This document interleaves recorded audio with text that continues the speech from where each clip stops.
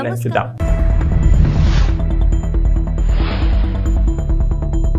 CM Revanth Reddy Delhi tour, cabinet విస్తరణపై చర్చ.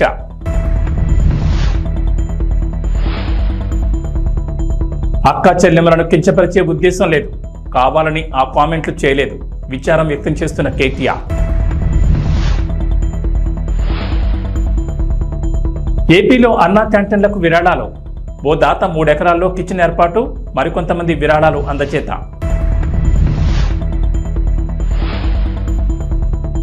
తెలంగాణకు రెయిన్ అలర్ట్, ఇవాళ పలు జిల్లాల్లో భారీ వర్షాలు, ఎల్లో అలర్ట్ జారీ.